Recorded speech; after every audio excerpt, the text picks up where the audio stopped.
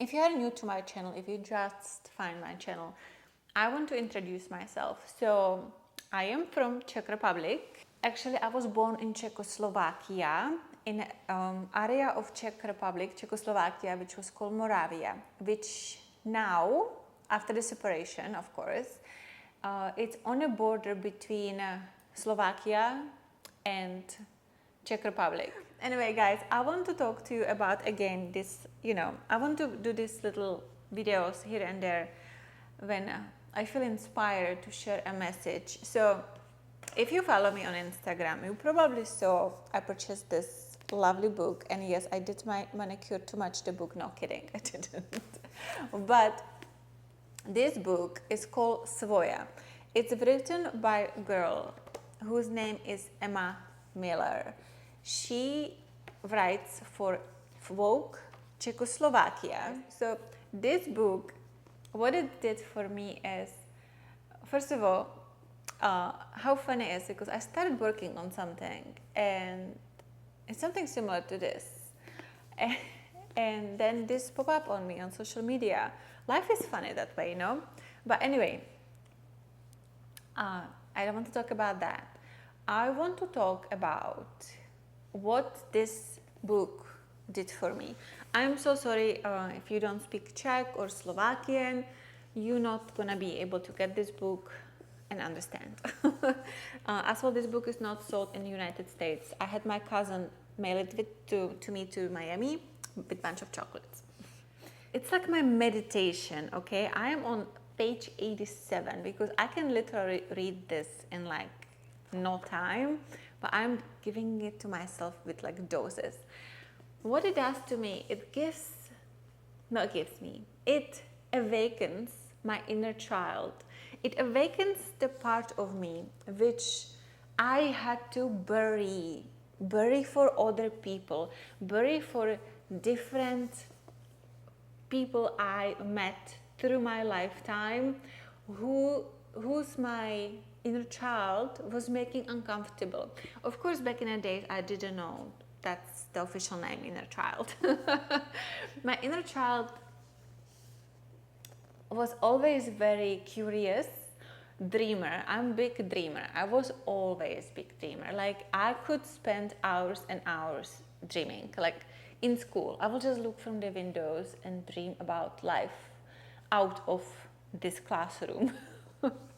That was just me all my life, like forever. Like at night, you're supposed to be sleeping, but I was dreaming.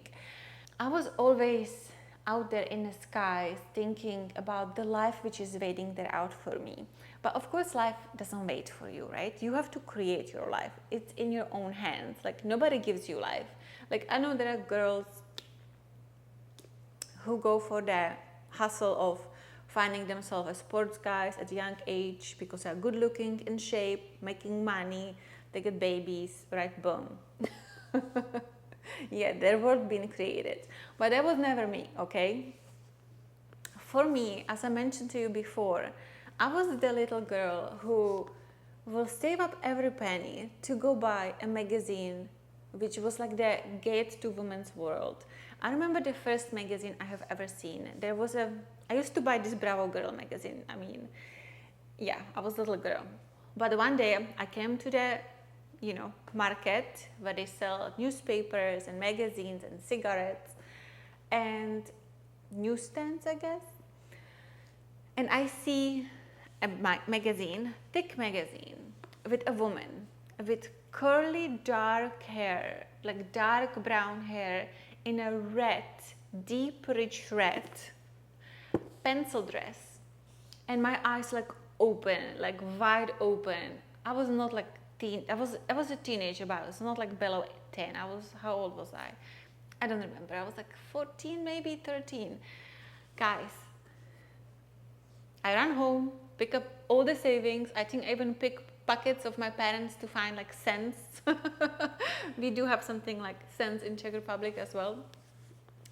And I made the money to buy the magazine. And I read it like it was my Bible. I read it so much that the magazine literally was like falling apart.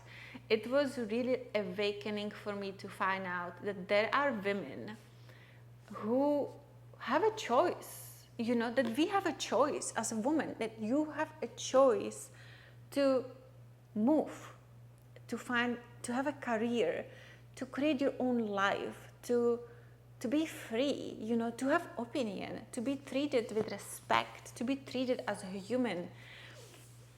In my town, that is not very common, okay?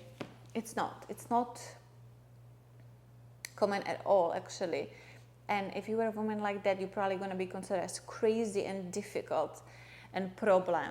So anyway, but yes, this magazine had like the most incredible articles about women who travel the world, speak multiple languages, and had their own career. And there was like their stories, life stories, how they got there, you know, their difficulties.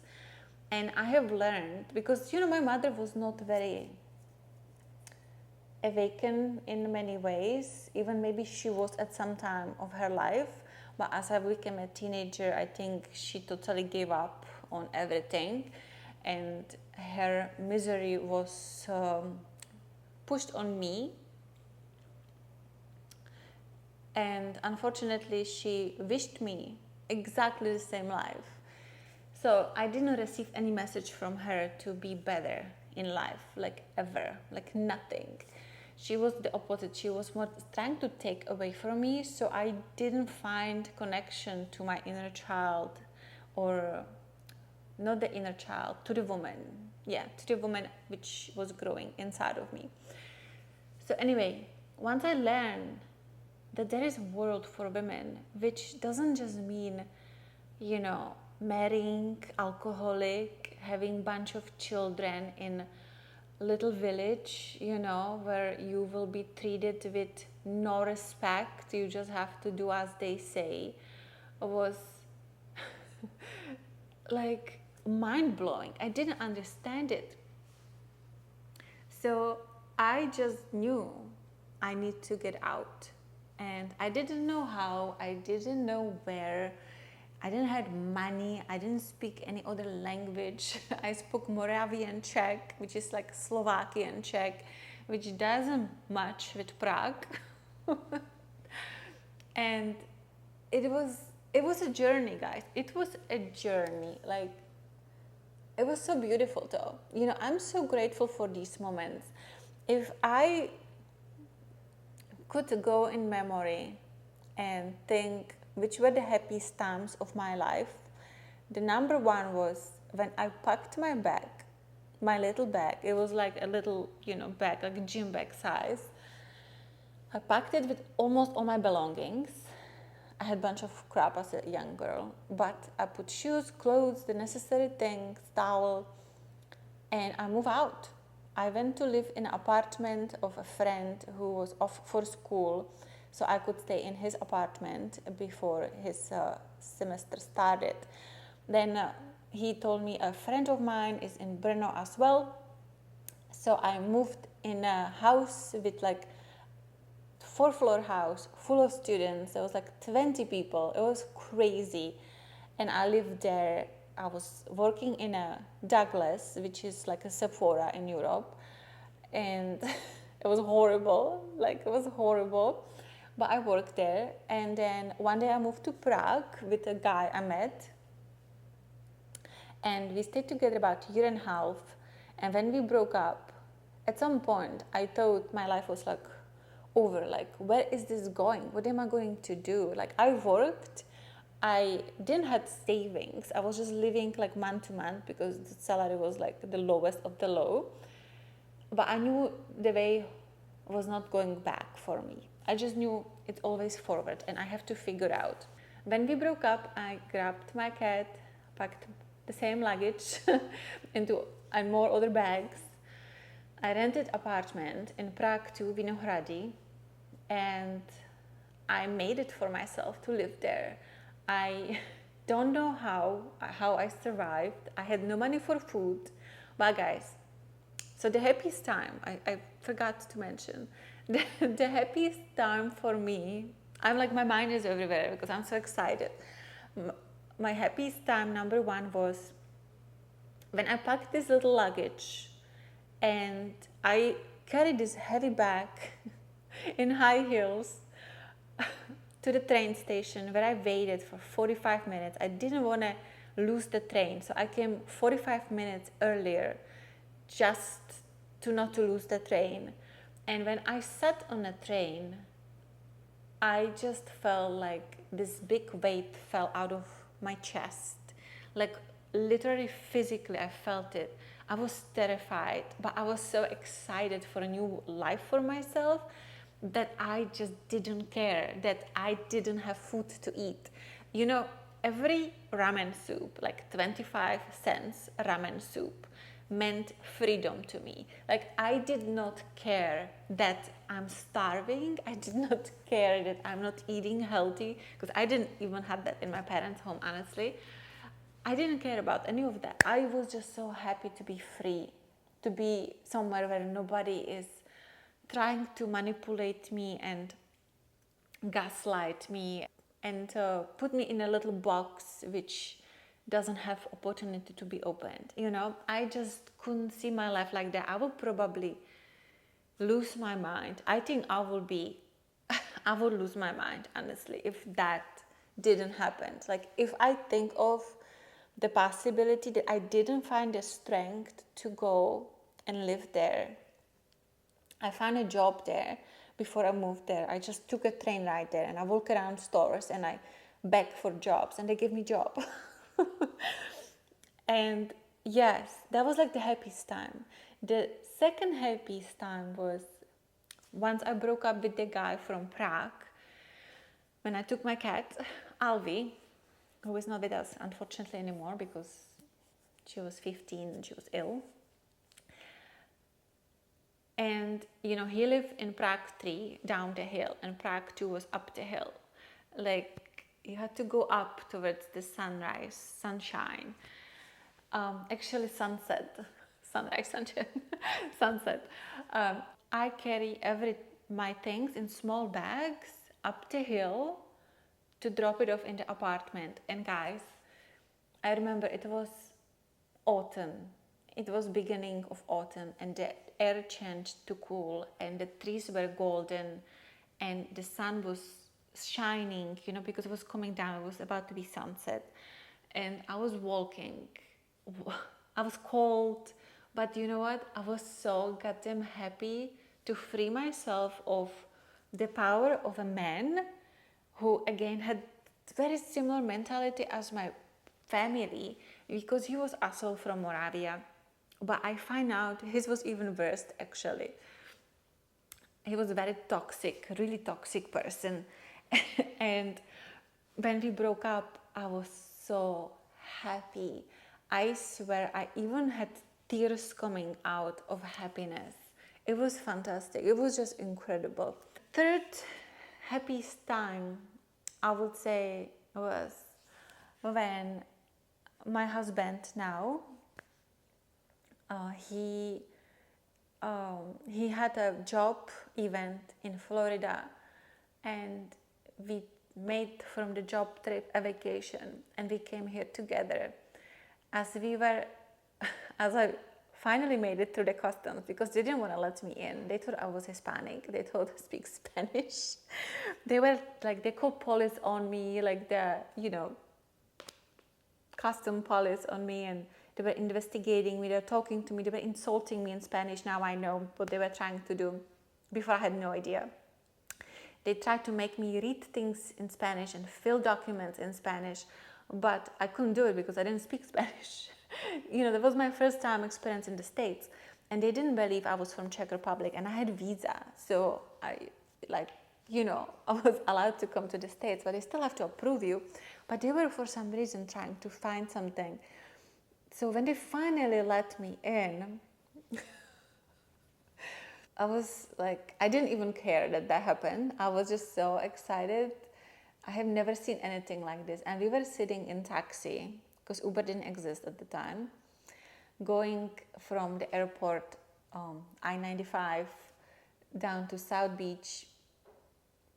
And I saw the ocean and the palm trees and these buildings and the air. And I was crying. I was bawling.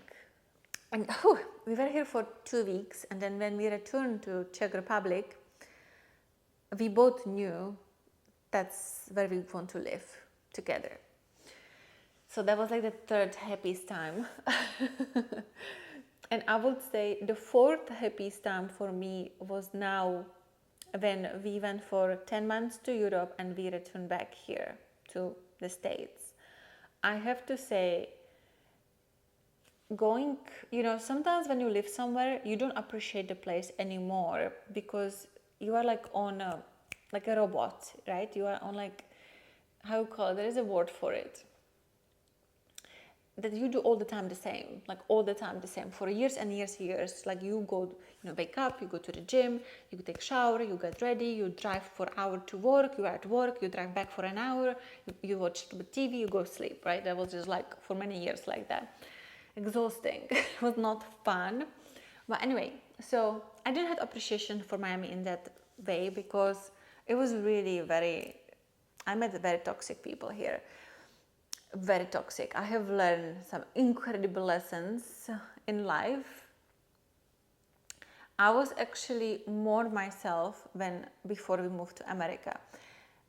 Living in Miami with all these cultures around, with crush together, it's difficult for people to find similar something. It's just difficult for them for some reason. Now it's changing. Now it's changed. But before it was very difficult. But guys, of course I met some fantastic people. I'm not saying I didn't, yes, but majority of people, I met some crazy people. And that changed me into being in a very masculine mode because Miami is very about, oh girl, and I am a very conservative person. I do have a little fire in me, but overall I'm a conservative person. I don't enjoy to be screamed on streets. I don't enjoy my coworkers making comments at work. I don't see that cute,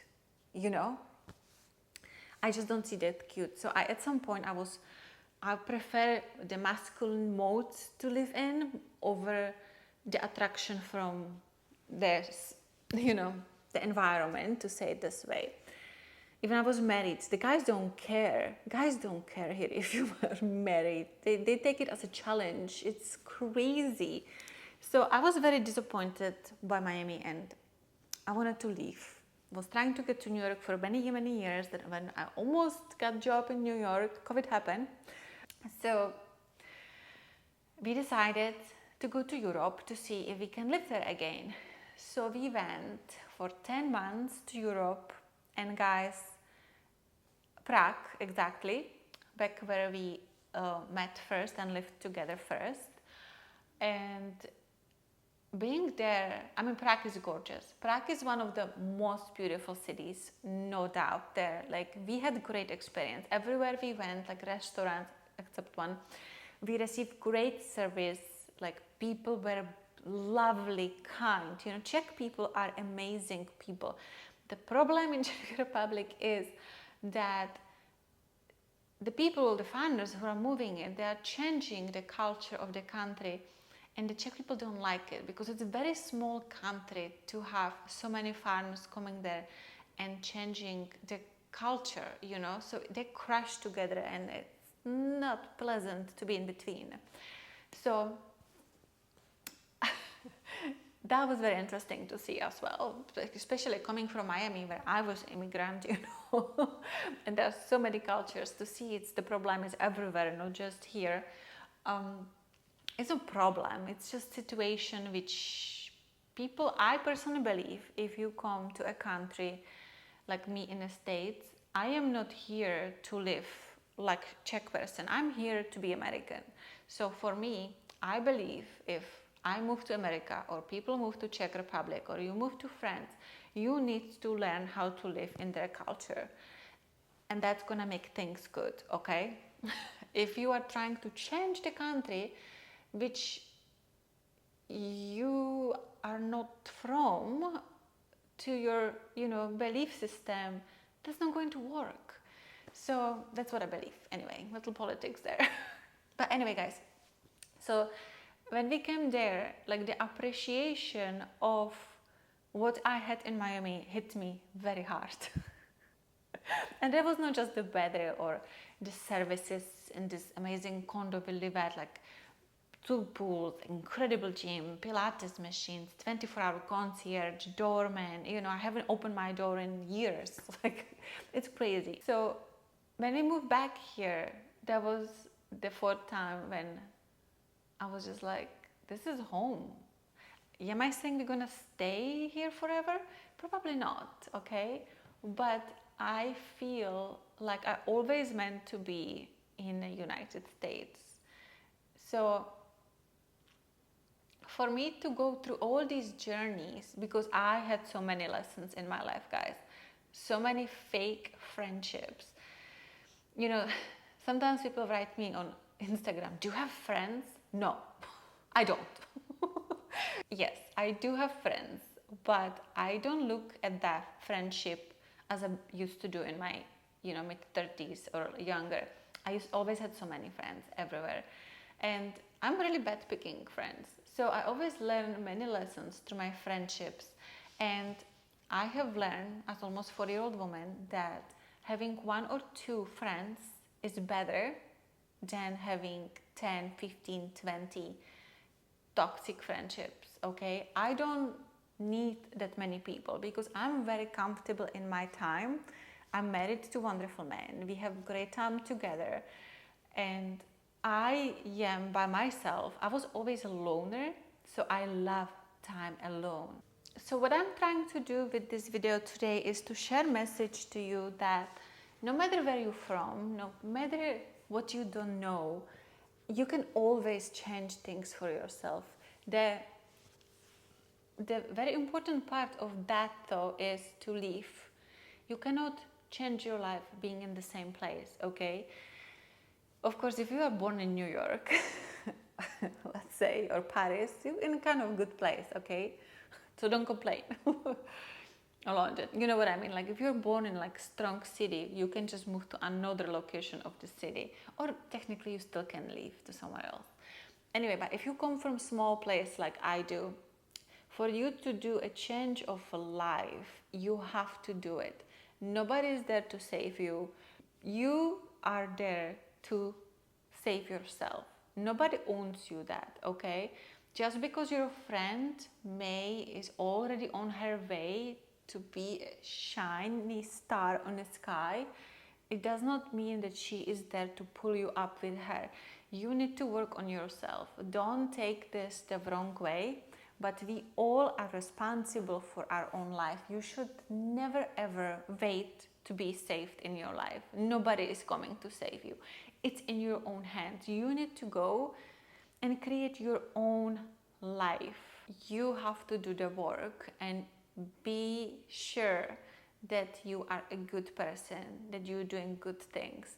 Because the things you do somehow in this incredible universe of energy come back to you. It will come back to you. So if you do good, things will happen. Of course, you have to work on them. They just don't fall on your head because you're writing them to your diary. You have to physically go and do these actions for your life, because literally nobody is there to save you. You are the only one who owns you that. Nobody is coming. So yeah, and that as well, this little book showed me, it woken all these memories and woken all these lessons and troubles and beautiful experiences of my life, because life is beautiful. Life is so beautiful, and I'm so grateful. I'm so thankful for everything, even for the pain, for everything, because it meant to be, it really meant to be. And without them, I will not be who I am today. I maybe won't be as aware of who I am today. So I'm really grateful for everything. It doesn't mean I'm going to welcome the people who created these things for my life back to my life. Absolutely not, okay? You forgive yourself for not knowing better, and you let them deal with their karma. Books like this are very important for us women. I truly wish she could translate it to English, but I can tell you, Slovakian doesn't even read the same in Czech. It has its own beauty in it. So if you don't speak it, it's difficult to translate exactly the way it is because it's so beautiful. If I could pick 3 most beautiful languages in the world, in my personal opinion, it will be um, Portuguese, French, and Slovakian. I swear, to me, those 3 are the most beautiful. Anyway, guys, so don't forget, only you can create the life you desire. Everything goes in circles. You don't have to be lesson for other people. Let them go, forgive yourself for not knowing better, and move on and go and live your life, because life goes so fast. I will be 40 in 5 months. When this happen? 4 months. When this happen? When this happen? I still feel like I'm the girl who just packed her bag and sat on a train to go to Brno to work in a Sephora. Douglas, selling perfumes. Like, I just feel like I'm still the girl. But here we go. I will be 40. Time really flies. So do not waste your life on the wrong people, on the wrong energy. Go and be the best version of who you want to be. So you are proud of yourself. When you look 10 years back, 20 years back at yourself, who you were, how you live. It's okay, we all do mistakes. But I wish to all of you that you can be proud of yourself, because it's a beautiful feeling. Anyway, guys, I got to go because I'm hungry. I'm really very hungry. So anyway, I hope you enjoyed this almost 40-minute chat. And I'll see you next week. Bye-bye.